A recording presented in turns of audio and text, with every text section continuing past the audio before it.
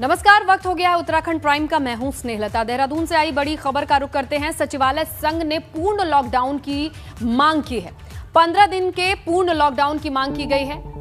अस्पतालों में बेड, दवाएं, ऑक्सीजन की आपूर्ति को दुरुस्त करने के लिए यह मांग उठाई गई है कि 15 दिन तक पूरा लॉकडाउन लगाइए।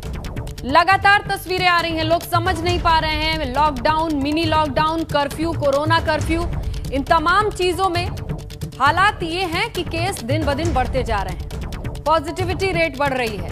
अस्पतालों में जो व्यवस्थाएं हैं वो चरमराने लगी हैं, कहीं ध्वस्त ना हो जाएं, इस बात का डर है। इसी डर को देखते हुए ये सुझाव दिया गया है कि 15 दिन पूरी तरह से लॉकडाउन लगाइए। सचिवालय संघ ने ये सुझाव दिया है, ये मांग की है कि अगर आप 15 दिन का पूरा लॉकडाउन लगाएंगे तब जो स्वास्थ्य व्यवस्थाएं हैं वो पटरी पर वापस आ जाएंगी। अस्पतालों में बेड, दवाएं, ऑक्सीजन की आपूर्ति दुरुस्त हो जाएगी और इसे दुरुस्त करने की मांग भी की है, क्योंकि अब जो डिमांड और सप्लाई का रेशियो है, अनुपात है, वो बिगड़ रहा है।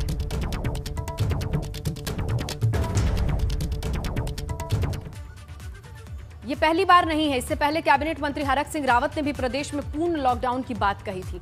एबीपी गंगा से खास बातचीत में कैबिनेट मंत्री हरक सिंह रावत ने कहा कि उनकी ये व्यक्तिगत राय है कि प्रदेश में पूर्ण लॉकडाउन लग जाना चाहिए, क्योंकि जिस तरीके की तस्वीर आ रही है, हालात आ रही हैं, वो कहीं ना कहीं अभी भी आने वाले वक्त को चिताने के लिए काफी हैं। देखिए, मैं क्योंकि वो फिर बड़ा विवाद हो जाता है, मैं अभी पिछले दिनों अपनी भावनाओं को व्यक्त किया कि लॉकडाउन लगना चाहिए, तो बड़ी चर्चा हो गई कि भाई मैंने लॉकडाउन की मांग की। सही मायने में मैं आज आपको बताऊं, अगर हमें उत्तराखंड को बचाना है तो हमारे पास कोई भी रास्ता नहीं है। देखिए, जब जगो तभी सवेरा है। अगर देर हो गई फिर मैं सोचता हूँ कि फिर कोई हमें माफ़ नहीं करेगा। चलिए इसी खबर पर रुक करते हैं। हमारे सहयोगी रवि कैतुरा का देहरादून से जुड़ रहे हैं, उनसे जानने की कोशिश कर रहे हैं कि राजधानी में इस वक्त चल क्या रहा है। खुद मंत्री आकर भरे गले से कह रहे हैं, साफ तौर पे सुनाई दे रहा है कि हमें कोई माफ नहीं करेगा अगर ये वक्त बीत गया तो। सचिवालय भी आगे बढ़ रहा है। अब जरा समझने की कोशिश करते हैं कि पर्यटन पर बेस्ड है उत्तराखंड। ज्यादातर लोगों की रोजी रोटी पर्यटन से चलती है, ये बात सच है। पर्यटन तो वैसे भी ठप है, लॉकडाउन में दिक्कत कहां आ रही है?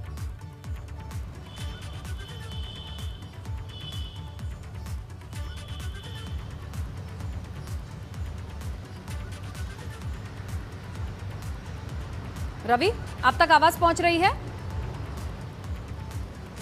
तो देखिए, राजधानी में इस वक्त बहुत कुछ चल रहा है, समझने की हम कोशिश करते हैं। सचिवालय की ओर से ये कहा जा रहा है कि लॉकडाउन लगा लीजिए। मंत्री कह रहे हैं खुद की लॉकडाउन लगाना पड़ेगा, क्योंकि ये वक्त जब बीत जाएगा तो लोग हमें माफ नहीं करेंगे। जो नुकसान होगा उससे हम वापस नहीं लौट पाएंगे, क्योंकि जिंदगियों का नुकसान एक ऐसा नुकसान है जो रिवर्स नहीं हो सकता, जो वापस ठीक नहीं किया जा सकता। इकोनॉमी शायद फिर भी ठीक कर ली जाए। रवि, आप तक आवाज पहुंच रही है? जी बिल्कुल स्नेहलता, देखिए आपने सही कहा है कि जो लॉकडाउन को लेकर अब मांग है, चाहे हम सोशल मीडिया से बात करें या फिर लोगों की बात करें या फिर खुद अब उत्तराखंड के मिनिस्टर ये कहते हुए नजर आ रहे हैं कि चाहे उनकी व्यक्तिगत राय हो, लॉकडाउन लगना चाहिए। देखिए, जो मिनिस्टर होते हैं वो एक अहम टीम होती है और इस सब टीम मिलकर ही एक जो चाहे कोई नए नियम हो, कड़े नियम हो, किस तरीके से सावधानियां बरतनी है, उन सब चीज़ों को बनाते हैं। तो ऐसे में मुझे लगता है कि खास तौर पर ये जो राय है, इस राय को एकजुट होकर आगे बढ़ना चाहिए। मुख्यमंत्री के सामने ये सभी मिनिस्टर अपनी राय रख सकते हैं और अगर लॉकडाउन की बात जो है व्यक्तिगत तौर पर ना करें, बल्कि ये अपनी बात को रखकर लॉकडाउन को लगाया जाना है। और उस दौरान वो लोग जो इस लॉकडाउन में जिनको सबसे ज़्यादा दिक्कतें हो सकती हैं, उनके लिए क्या व्यवस्थाएं होंगी। अगर किसी के पास खाने पीने की व्यवस्थाएं अगर बिगड़ जाती हैं, चरमराती हैं, तो उनके लिए किस तरीके से हेल्पलाइन नंबर जारी किए जाएं जिन पर वो फ़ोन कर सकें और अपने लिए खाना मंगा सकें, दवाइयाँ मंगा सकें। बुजुर्ग लोगों के लिए क्या व्यवस्थाएं होंगी, दिहाड़ी मजदूर के लिए क्या व्यवस्थाएं होंगी, इन व्यवस्थाओं को दुरुस्त करें और लॉकडाउन लगाएं, क्योंकि आज जो है पूरा उत्तराखंड ये चाहता है, तमाम हम लोगों से बात कर रहे हैं वो लॉकडाउन की मांग कर रहे हैं और इस लॉकडाउन की मांग होनी चाहिए। अब देखिए सचिवालय संघ ने एक बार फिर से, क्योंकि पहले भी सचिवालय संघ ने कहा था कि 15 दिन का लॉकडाउन होना चाहिए, इन 24 घंटों में 10,000 के करीब हमारे आंकड़े पहुंच गए। अब एक बार फिर से उन्होंने पुनः 15 दिन के लॉकडाउन की मांग की है, क्योंकि सरकारी कार्यालयों में जो लगातार जो संचालित हो रहे हैं वहां पर जो कार्मिक पहुंच रहे हैं उसके बाद वो घर जाते हैं और जो ये संक्रमण है उसका कहीं ना कहीं आदान प्रदान हो रहा है। तो बहुत महत्वपूर्ण है कि लॉकडाउन की तरफ जो है सरकार को सोचे।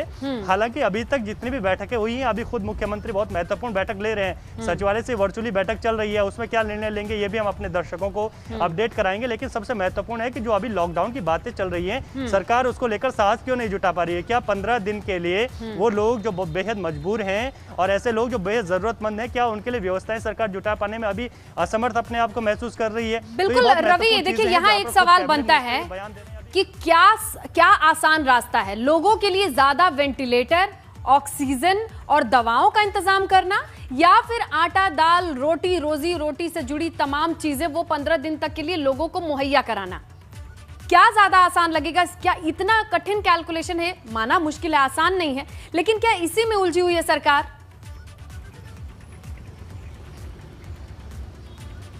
निश्चित तौर पर स्नेहलता, देखिए अभी अगर बैकलॉग की तरफ हम ध्यान दें तो 30,000 से ज़्यादा ऐसे सैंपल रिपोर्ट्स हैं जो अभी तक नहीं आई हैं, यानी कि निश्चित तौर पर आंकड़ा बहुत तेज़ी के साथ अभी आगे बढ़ेगा, थमेगा नहीं। तो ऐसे में अगर हम बात करें तो जहां पर जो मजबूरियां हैं, क्योंकि अभी वक्त ये है कि जितने हालात अभी प्रदेश में है उस हिसाब से जितनी ज़रूरतें हैं वो संसाधन काफ़ी कम है। अगर आंकड़ा बढ़ता है तो संसाधन और कहाँ से जुटाएंगे इतनी जल्दी?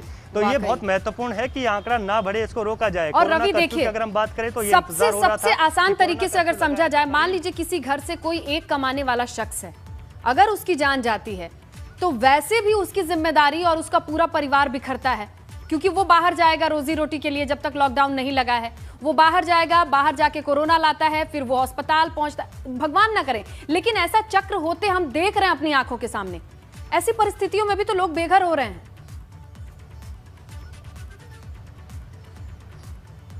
जी बिल्कुल, देखिए क्योंकि कोरोना का जो कहर है वो लगातार उत्तराखंड पर बरपता जा रहा है, कई घर उजड़ गए हैं और लगातार अभी जो लोगों की संख्या वो अस्पतालों में बढ़ती जा रही है। ऑक्सीजन की बहुत ज़्यादा किल्लत है, ऑक्सीजन सिलेंडर्स नहीं मिल रहे हैं, दवाइयों की किल्लत है। मेडिकल स्टोर से हम लगातार रिपोर्ट्स दिखा रहे हैं कि जो दवाइयाँ हैं वो दवाइयाँ अब लोगों को आसानी से उपलब्ध नहीं हो पा रही हैं। तमाम लोगों के जो मैसेजेस हैं वो चल रहे हैं कि कहाँ से ऑक्सीजन मिले, कहाँ क्या हो, जो पूरी बताती हैं कि जो व्यवस्थाएँ हैं वो इस वक्त जो है बहुत ज़्यादा चरमरा गई हैं। और ऐसे में क्योंकि ये जो पहले वाला दौर था उस दौर में लोग लॉकडाउन नहीं चाहते थे, तब आंकड़े भी बहुत कम थे, तब लॉकडाउन लगाया गया। लेकिन यहाँ पर एक लोगों की भी बहुत जिम्मेदारी बहुत महत्वपूर्ण बन जाती है, क्योंकि जब कोविड कर्फ्यू है उस दौरान भी हम लगातार देख रहे हैं कि भीड़ है लोगों की, कई लोग बेवजह अभी भी बाहर हैं।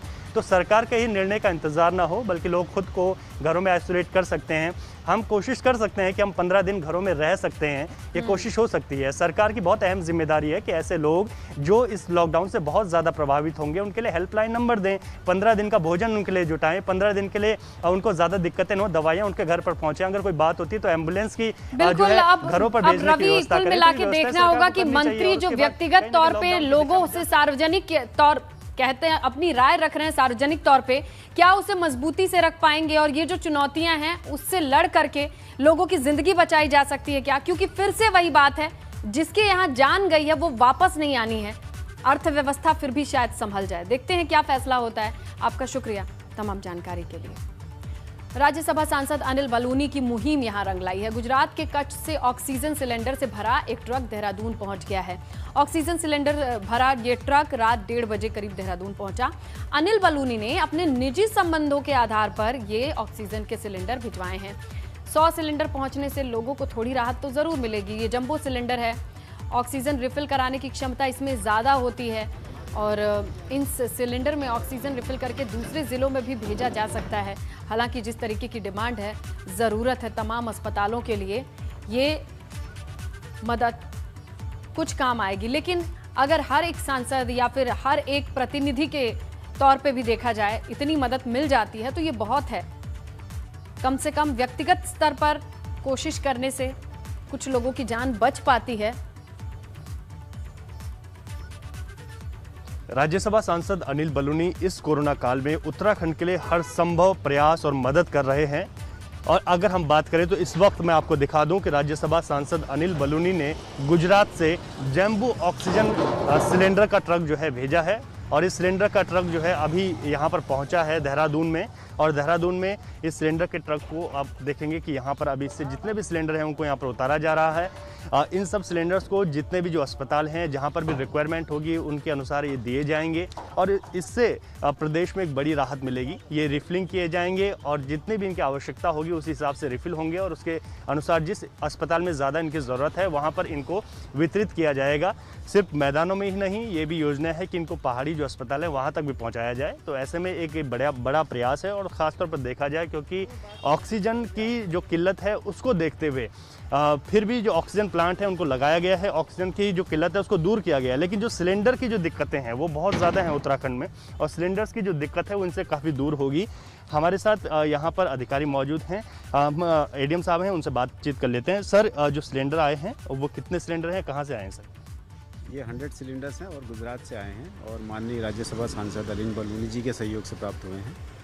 और ये जो डी टाइप जंबो सिलेंडर होते हैं वो ये हैं और जिनको कि हॉस्पिटल्स वगैरह में प्रयोग में लाया जाता है।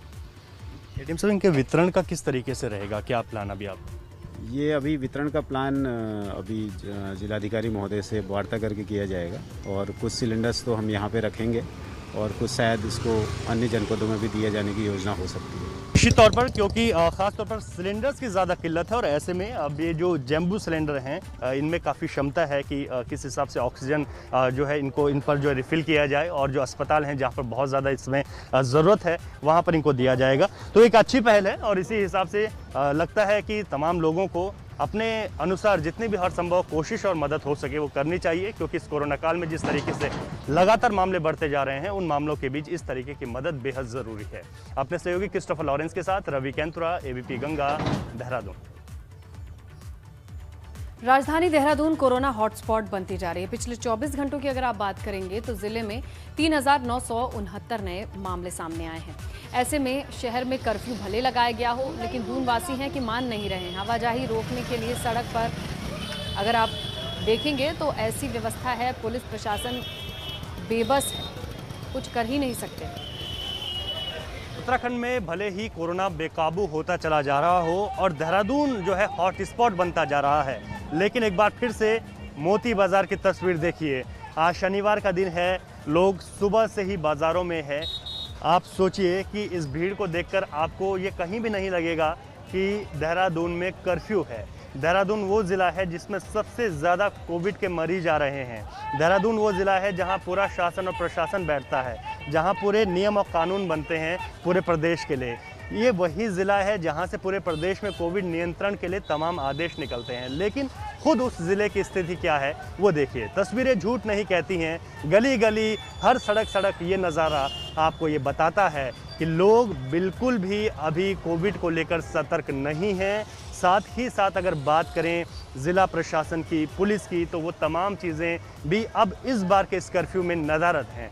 इस भीड़ को आप देखिए कि बड़ा डर लगता है इस भीड़ को देखते हुए कि जिस हिसाब से जो हालात बनते जा रहे हैं, जिस हिसाब से चिंता प्रदेश में बढ़ती जा रही है, उस चिंता के बीच अगर इस तरीके से जो कहीं ना कहीं जो नियम है, जो कानून है, उनकी धज्जियां अगर उड़ती हैं तो बहुत दिक्कतें आने वाले समय में हो सकती हैं। देहरादून लगातार कोरोना के रिकॉर्ड तोड़ता जा रहा है। इसी वजह से हम लगातार आपको दिखा रहे हैं शासन प्रशासन की जो जिम्मेदारियां हैं वो पूरी नहीं हैं, लोग अवेयर नहीं हैं। संपूर्ण लॉकडाउन की मांग है लेकिन जो कर्फ्यू है उसका भी कम से कम पालन नहीं किया जा रहा है।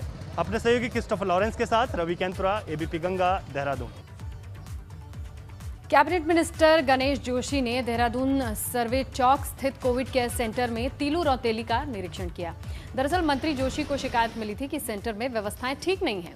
मंत्री जोशी ने कोविड केयर सेंटर पहुंचकर स्टाफ को सुविधाओं पर खास फोकस करते हुए देखा, मरीजों की देखभाल के निर्देश दिए। कैबिनेट मिनिस्टर गणेश जोशी ने कहा कि तीलू रौतेली सेंटर में उन लोगों को भर्ती किया गया है जिनको ऑक्सीजन को लेकर ज्यादा दिक्कतें नहीं है। मरीजों की पूरी देखभाल के लिए स्टाफ हमने यहाँ के अपने डॉक्टर्स अधिकारी को क्या है कि जो लोग यहाँ पर एडमिट हैं, मैंने जो जानकारी ली है, सुबह 4 आदमी थे, एक को रेफ़र कर दिया गया है, 3 पेशेंट यहाँ पर एडमिट हैं और क्योंकि सुबह मुझे किसी व्यक्ति ने जानकारी दी थी कि यहाँ पर व्यवस्थाएं ठीक नहीं हैं, इसलिए मैं खुद स्वयं देख लेकर यहाँ पर आया हूँ। लेकिन यहाँ पर आने के बाद डॉक्टर से बात करने के बाद संतुष्ट हूँ कि चाहे वैक्सीन जो हमारा RT-PCR टेस्ट है वो पूरी तरीके से हो रहा है, और जो लोग यहाँ पर एडमिट हैं उनको पर्याप्त सुविधाएँ दी जा रही हैं, क्योंकि यहाँ पर वो लोग हैं जो सीवियर नहीं हैं, जिनका ऑक्सीजन लेवल ठीक है। कैबिनेट मंत्री और नैनीताल के जिला प्रभारी बंशीधर भगत ने कहा कि कोविड-19 के बढ़ते संक्रमण को देखते हुए जिला प्रशासन ने तैयारी पूरी कर ली है। हल्द्वानी में मिनी स्टेडियम तैयार हो गया है। ऑक्सीजन के 2 प्लांट लगाए जा रहे हैं, जिसमें ऑक्सीजन की कमी ना हो इस बात का ध्यान रखा जा रहा है। स्वास्थ्य विभाग को दिशा निर्देश दिए गए हैं कि कोविड को लेकर कोई लापरवाही नहीं बरती जाए। विशेष रूप से नैनीताल जिले का, क्योंकि कोविड प्रभारी होने के कारण मेरा विशेष दायित्व बनता है। हमने स्टेडियम में भी अब लगभग तैयारी कर ली है, मिनी स्टेडियम भी तैयार हो गया है। ऑक्सीजन के 2 प्लांट हम लगा रहे हैं। 1 सप्ताह के भीतर हल्द्वानी या नैनीताल जनपद की स्थिति ये हो जाएगी कि हम ये कह सकेंगे कि हमने पूर्ण तैयारी कर ली गई है। बड़ी खबर मिल रही है। अल्मोड़ा से तेजी से बढ़ते कोरोना संक्रमण को देखते हुए जिला प्रशासन ने सख्ती बरतना शुरू कर दिया है। जिला प्रशासन ने हफ्ते में 2 दिन शनिवार रविवार को पूरी तरह से कर्फ्यू लगा दिया है। सिर्फ जरूरी सेवाओं को छूट है। पूरा असर देखने को मिल रहा है। यहाँ बाजारों में सन्नाटा है, व्यावसायिक प्रतिष्ठान बंद हैं, सिर्फ जरूरी काम से ही लोग घरों से बाहर निकल रहे हैं। तो अल्मोड़ा में जिला प्रशासन को ये कदम उठाना पड़ा। जैसे हालात हैं उसे देखते हुए 2 दिन पूरी तरह से बंद कर दिया गया है। सिर्फ जरूरी चीजें, दुकानें खुली रहेंगी, बाकी पूरे बाजार बंद। पौड़ी से बड़ी खबर मिल रही है। बंदूड़ गांव में 30 लोग कोरोना पॉजिटिव मिले। एहतियात के तौर पर पूरे गांव को सील कर दिया गया है। कोविड संक्रमितों के संपर्क में आए लोगों की जांच जारी है। तो पौड़ी में बंदूड़ गांव है जहां 30 लोग कोरोना पॉजिटिव हैं। अब एहतियात के तौर पर इस पूरे गांव को सील किया गया है। पौड़ी से इस वक्त की बड़ी खबर, एक ही गांव से 30 लोग पॉजिटिव मिले हैं। एहतियात के तौर पर पूरे गांव को सील कर दिया गया है ताकि आसपास के गांव से लोग आए जाएं नहीं, क्योंकि ये बड़ी खबर है। पौड़ी से एक ही गांव के भीतर 30 लोग पॉजिटिव मिले हैं और अब इनके कांटेक्ट को ट्रेस किया जा रहा है। कहां गए थे, किनसे मिले थे। बहरहाल इस गांव को सील करना पड़ रहा है क्योंकि यहां पर दूसरे गांव से लोग ना आए, बाकी के आसपास के गांव में ये संक्रमण ना फैले, इसके मद्देनजर एहतियात ये बरता गया है। गांव को सील किया गया है क्योंकि एक ही गांव में जब जांच हुई तो पता चला 30 लोग कोविड पॉजिटिव हैं। तो पहाड़ों पर किस तरीके से कोरोना पांव पसार रहा है, ये समझने वाली बात है कि पहाड़ों पर स्वास्थ्य सेवाएं, एम्बुलेंस का पहुंचना इतना आसान नहीं है, मुश्किल रास्ते होते हैं। ऐसे में जो एहतियात है, जो बचाव है, वो बेहद अहम है। जिला अधिकारी का क्या कहना है, जरा सुनिए आप भी। रैंडम सैंपलिंग के दौरान तहसील सतपुली के अंतर्गत स्थित बंदून गांव में लगभग 30 कोरोना पॉजिटिव व्यक्ति पाए गए हैं। अभी सभी होम आइसोलेट हैं। उनमें से एक को हमने डीसीसी सतपुली में शिफ्ट किया है। इसके साथ साथ में हमारी एक मेडिकल टीम लगातार वहां पर बनी हुई है। इसके साथ ही हमारी रेवेन्यू की टीम भी लगातार बंदून गांव में बनी हुई है और हमने संपूर्ण गांव में दवाइयों का डिस्ट्रीब्यूशन किया है और इसके साथ साथ हमने वहां पर सैंपलिंग का कैंप भी लगाया है। सभी की सैंपलिंग हो रही है और एक एम्बुलेंस हमने वहां पर आकस्मिक स्थिति के लिए तैनात की है। कोरोना के कहर की वजह से हरिद्वार के शमशान घाटों में काफी भीड़ है। शहर के 3 शमशान घाटों पर क्षमता से अधिक शव अंतिम संस्कार के लिए आ रहे हैं। आरोप है कि शमशान घाट के लिए लाई जा रही लकड़ी के ट्रकों को पुलिस कर्फ्यू का हवाला देकर बेवजह तंग कर रही है। इस पर डीएम का कहना है ऐसे मामलों को संज्ञान में आने पर उन पर कार्रवाई होगी। इसमें जो है पुलिस डिपार्टमेंट जो है वो जो नियमानुसार ही कार्रवाई करता है। इनकेस अगर इस प्रकार का जो अगर गलत रूप से कहीं कार्रवाई होने का उसका संज्ञान लेंगे। अगर कहीं गलत रूप से कार्रवाई हुआ है तो उसको जो है रिव्यू करा करके उचित कार्रवाई। पौड़ी के सतपुली इलाके में एक 76 वर्षीय बुजुर्ग की मौत के बाद आसपास के कई लोग अंतिम संस्कार के लिए तैयार नहीं हुए। ऐसे समय में सतपुली पुलिस के थाना प्रभारी संतोष पीठवाल खुद अपने कर्मियों के साथ बुजुर्ग का शव घर से उठाकर पास के घाट ले गए, विधि विधान के साथ अंतिम संस्कार करा।